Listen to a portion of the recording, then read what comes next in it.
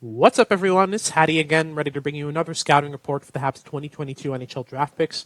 This time around, we'll be looking at Adam Engström, the Habs' 92nd pick in the draft, the sixth player they selected.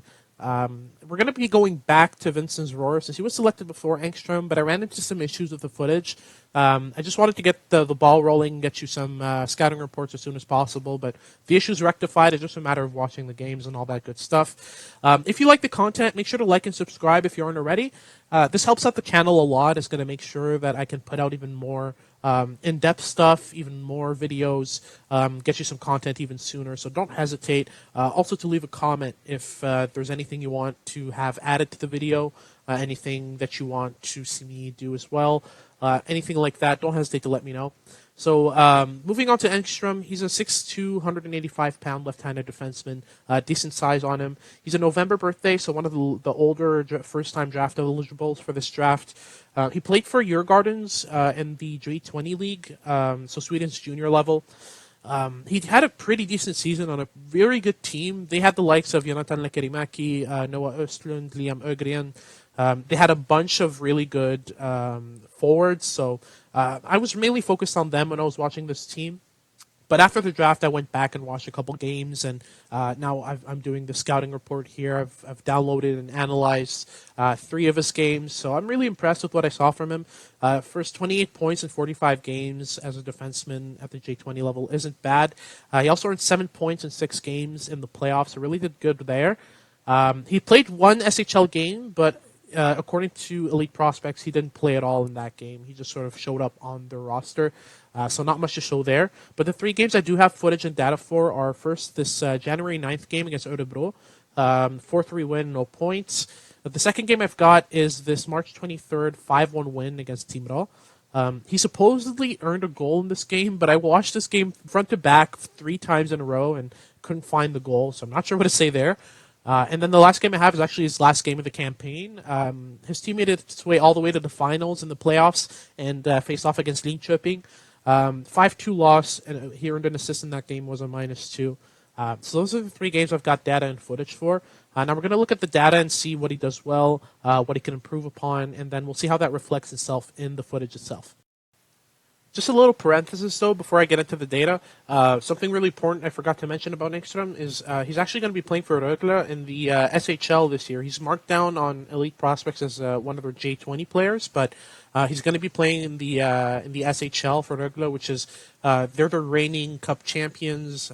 They're a really, really good team. They're probably going to be one of the best teams in the SHL. So instead of playing for Djurgårdens in the Allsvenskan, because they actually got relegated, the pro team, he's going to be playing for one of the best SHL programs, a program that developed the likes of Moritz Seider, Nils Höglander, Marco Kasper, and a couple other guys like that. So really good program for him to develop in. And I read a Swedish article recently saying that he's already working on his defensive game and improving his game to match the pro game already. So there's already steps he's taking towards adapting to the pro level, which is always promising for a player that age. All right, so stat-wise, you should know the drill by now. There's a lot to look at. Feel free to pause if you want to look at the individuals, but I'll go through this pretty quick. So he did miss most of his shots. Honestly, his shot is a bit of an issue. It's a bit of a concern, in my opinion, something that I'll need to work on and improve. 5 of the 8 shots that he missed were just outright blocked. So he does take a lot of shots from the outside, which does lead to a lot of bodies being in the way. Not ideal.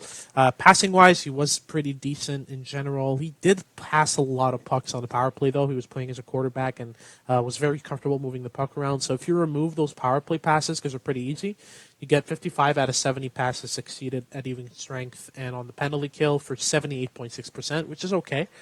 Only 5.3% of his passes were attempted towards high danger areas. So he's not a very high volume passer towards dangerous ice. Mostly just focuses on the breakout, on cycling the puck pretty well. Just a run-of-the-mill passer. He was really good on retrievals. 45 loose pucks retrieved, about 15 a game, and won most of his contested battles, which is always pretty promising for a big guy. Now, most of his stats were in the positives in terms of play driving. He did get a bit shelled in terms of possession, but that was mainly in the last game against Linköping. That was a really strong squad that they faced, and They were having trouble sort of retaining the puck. He was hemmed in his zone a lot, and it wasn't really his fault. It was mainly his teammates that were having trouble keeping pucks. He does love to carry the puck. He averaged about 2.5, 3 line carries per game. And you saw with Lane Hudson in our last video, most of his line carries were across the blue line, the defensive blue line. It's kind of the opposite for Engström here. He really likes to get involved up the ice and carry the puck up the offensive zone. So that's one thing he's good at.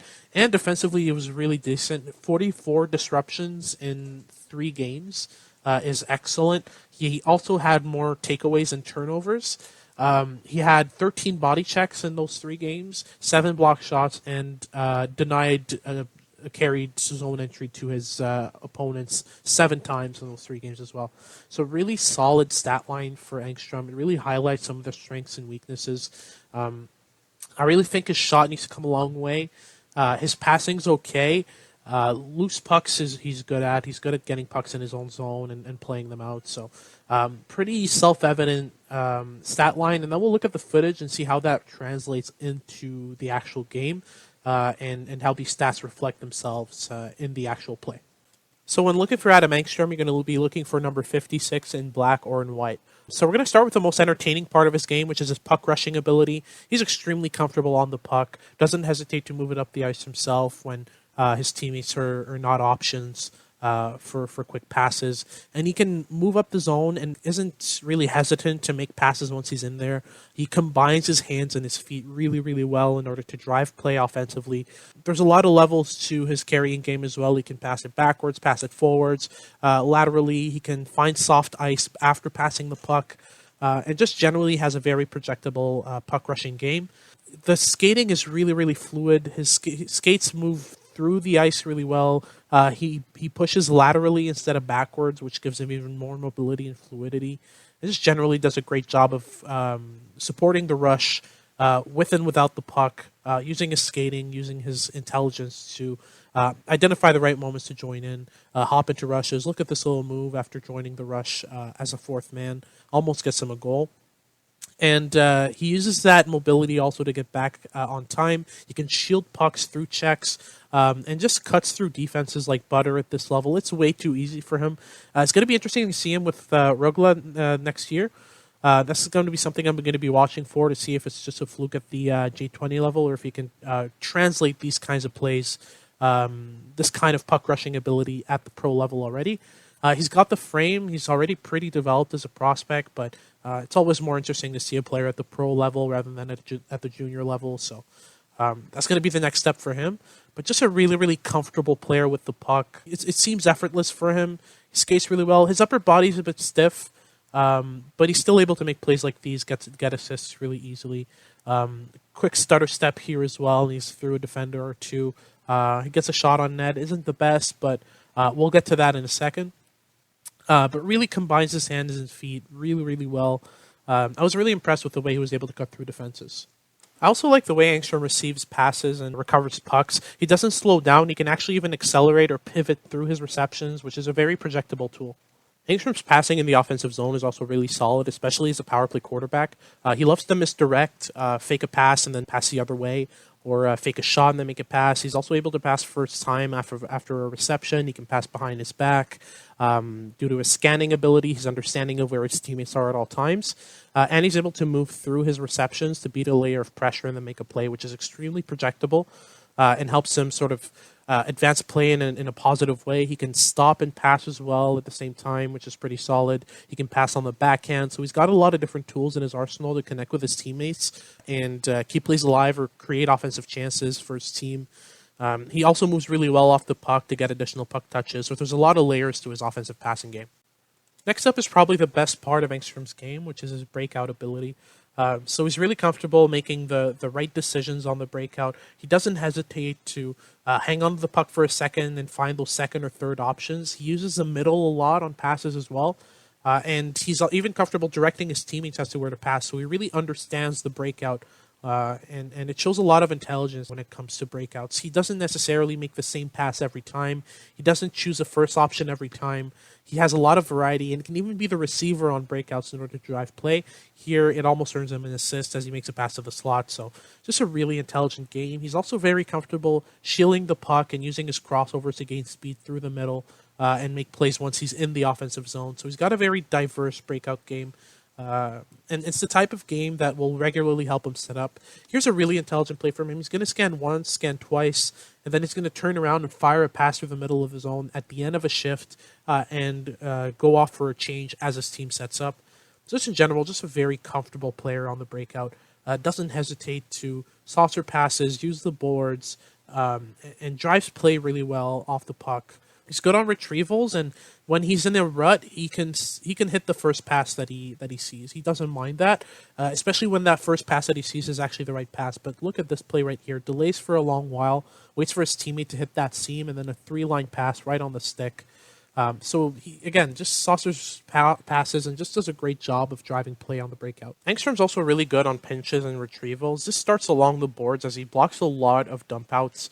And keeps plays alive in the offensive zone using timing and using his body well along the boards to keep the play active within the opponent's zone.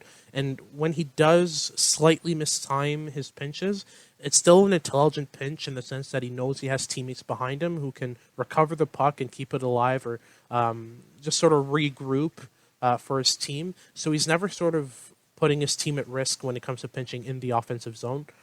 He does a great job of identifying defensively also when he should intervene physically, when he should go and get involved in those board battles. And in general, as we saw in the data, he does tend to win most of his puck battles, his contested battles for the puck. So that's pretty good. There are some slight moments where he'll leave some space open behind him or get too aggressive on those pinches defensively and leave some space to get exploited. It works right now at the J20 level, but as he climbs the ranks, it might be a bigger issue. He's also very good on retrievals in his own zone. Most of the time, he's able to intervene behind his net in ways that make sure that he gets to the puck first. He can be slow on pivots, but most of the time, he does make smart pinches. Here's an example of him pivoting a bit slowly and losing that race. But in general, this is one of his strengths. Engström's really good with his back to the play. He understands his surroundings very well, and his scanning habits help a lot in that sense. So it should develop into an even bigger strength as he climbs the ranks, but there are some tweaks required. Engström's also a really good rush defender. There are some moments where it's sort of hit or miss, but most of the time he uses his stick and his posture extremely well to intervene defensively and turn defensive situations into offensive ones pretty solidly. He's comfortable skating backwards in order to keep up with play, and he pivots really well on a standstill. When it comes to retrieving pucks behind his net, it's a different matter. But most of the time, when he's defending play and doesn't have to retrieve a puck, he does a great job of pivoting and staying with the play. He's got a very active stick, understands the opponent's intentions really well, and matches their footwork in order to stay with the play and prevent offensive chances. In general, he tends to angle towards the middle to cover that ice. He understands that the middle of the ice is where it's dangerous. And in general, he does a great job of keeping up with breakout forwards when there's a pass going through and he has to scramble to get back. He does a good job. Pretty decent along the boards as well. We'll get into that in a sec. But just to focus on his rush play here, his posture is really projectable. Keeps one hand on the stick, constantly moving, constantly readjusting and adapting his footwork in order to keep up. In general, he's just very involved defensively and keeps his stick within the area of influence of the forward, just causing them trouble as they try to stick handle through. Does a great job of keeping up with forwards as well, with his skating and his posture and all that good stuff. And in general, he reads intentions really well. He doesn't overcommit. He doesn't glide on. He doesn't, throw himself down on the ice prematurely or anything like that. There are some moments where he can get beat with a quick move or overcommit on his check. But most of the time, he makes smart plays, scans a lot, and identifies when he should intervene. He denies a lot of zone entries that way, just by pinching at the right moments and just making himself a handful for his opponents. So there's a lot of projectable elements to this part of his game. Again, just a great example here as he layers stick and body in order to separate the puck from the opponent Again, just a quick poke check, the puck's going the other way. And just in general, just a very, very smart defender.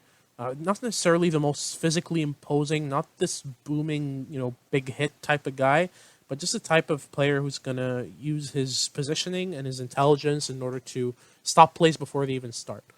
So that's one thing I really like about Engström's game, and one that I think is really going to carry at the next level. He does have some work left to do in order to not bite on dekes as hard, but in general, he does a great job. In his own zone, Engström shows some really good flashes and has great foundations, but it's really inconsistent right now. One of the main things that really works in his favor is how much he scans. Honestly, I've rarely seen a prospect scan that often, keep his head on a swivel, and just keep a constant map of what's going on around him.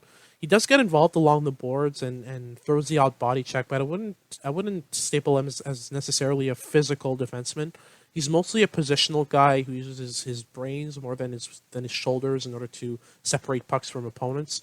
Again, you'll see him here. He just scans a couple times, but there are moments where he'll just lose sight of the guy behind him or forget to scan maybe once, and it'll be at a really inopportune moment and cause a goal against or stuff like that. But you're going to see him here in front of the net. He does a great job of lifting the opponent's stick, gaining body positioning, and then once the puck goes around the net, once the puck carrier goes around there, he knows when to jump in and intervene. Sure, he falls, but the idea was still there, and it was really projectable. Again, you're going to see him here scan maybe 3 or 4 times. Keep an eye on the guy on the far side in order to make sure that a cross-ice pass doesn't get through. And lifts the opponent's stick, gives him a little shove, and as soon as the puck is turned over, he's activating up the middle of the ice. So there's some great foundations, some great flashes. I just want to see more consistency out of it. Because again, there's a lot of elements that I think will translate really well. But sometimes he'll get involved along the boards and leave an open guy behind him. Sometimes he'll let a guy slip right through him. He has very smart stick positioning and uses his stick really well, but just layering his stick and his body a bit more consistently and using both in tandem in order to make smarter defensive plays in his own zone would be great. Here he'll just go back and forth a bit and just not necessarily block any shot lanes. But then the puck goes along the boards, he throws a hit, uses his stick again. He's just very disruptive. As we saw in the data set, 44 disruptions with his stick and his skates in only 3 games. It's really, really good. It's just a matter of developing more consistency with his positioning, with his understanding of his surroundings and all that, because there are a couple goals that will go through as a result of that. He can sometimes follow his check behind the net or not check his shoulder, gravitate towards a puck carrier, and that can lead to goals for the opposing team. Lastly, we're going to look at probably the biggest area of weakness in Engström's game, and that's his shot. Honestly, it's not really that threatening. He doesn't put really much mustard on it. His mechanics are kind of flawed. He doesn't really cross his legs much when he shoots or accesses his outside edges. He positions his feet well. He takes the ice ahead of him, but doesn't necessarily create ice in front of himself. He very rarely tries to beat the first check in front of him and get a better shot off. He has this little habit of holding onto the puck and stick handling just a second too much before taking a shot, and that usually lets the goalie set up properly. And also when he shoots, he's not necessarily aiming for corners, it seems. He's mostly just trying to put the puck on net, and that really isn't enough if you're going to try to score at an NHL level, for example. So it really needs a lot of work, both mechanically and in terms of habits. But what I really like is that at least he's able to find seams and understand the seams that his teammates can hit in order to find him across the ice. So to recap, Engström's tools are solid foundations for the type of game that he plays. His fluid skating stride, his tremendous scanning habits in all 3 zones, his intelligence and composure, especially with the puck, and his strong stick positioning combine to make him a very good transition-based puck-moving defenseman. These skills also combine to make him a great rush defender and an outstanding passer on breakouts, in the offensive zone, and under pressure. He can delay, he can find additional passing lanes, create them by beating the first wave of pressure, and overall plays a very possession-focused brand of hockey. He'll need to improve his consistency without the puck, especially when defending his own zone, as sometimes he'll take himself out of plays by chasing a carrier into the corner or forgetting to scan at inopportune moments and missing a sneaking forward. His upper body is also a bit stiff, which limits his shooting mechanics, as well as his range of motion with the puck. As for his physical game, though, it does need work, but that should come on his own with added bulk, since his mechanics aren't really a glaring issue. All in all, Engström has second pair upside if everything works out well. He does seem like a high floor player as well, based on his strengths and weaknesses, so realistically, you're looking at a defenseman who will probably play in the NHL in some capacity, but there is work needed to bring out the best out of him, though. So that's all for me today. Please like and subscribe if you appreciate the content and want to help grow the channel. It only takes a second of your time, and if enough of you do that, who knows, maybe I could start doing this full time and bring you scouting reports on a more regular basis. You'll also be able to be notified as soon as my next scouting report on Vincent's Roar comes out by following me on Twitter or by clicking the notification bell down below. That being said, I hope you all have an awesome end to your summer, and that's it for me. Hattie out.